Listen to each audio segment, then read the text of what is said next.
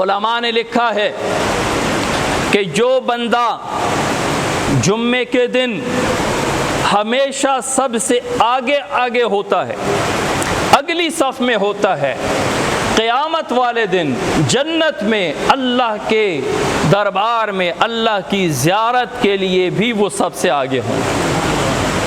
اسی لیے جمعے والے دن پیچھے نہ رہا کریں کہ جی واپسی کا راستہ ذرا آسان ہوگا، واپس بھاگنا ذرا آسان ہوگا۔ 2 فرض پڑھے، اللہ خیر صلی اللہ۔ میرے بھائیوں، جمعے کی 12 رکعات ہیں، نوافل جتنے پڑھ سکتے ہیں پڑھیں۔ جمعے کی کل 12 رکعات ہیں، پہلی 4 سنتیں، اس کے بعد 2 رکعات جماعت کے ساتھ فرض، اس کے بعد 4 رکعت سنتیں، اس کے بعد 2 رکعت سنتیں۔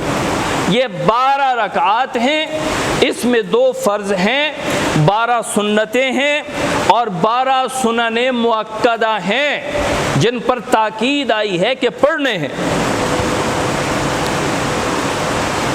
تو یہ 12 رکعات کی نیت سے جمعے کے لیے آیا کریں، 12 رکعات کی نیت سے مسجد میں آیا کریں کہ میں نے 12 کی 12 رکعات ہی پڑھنی ہے۔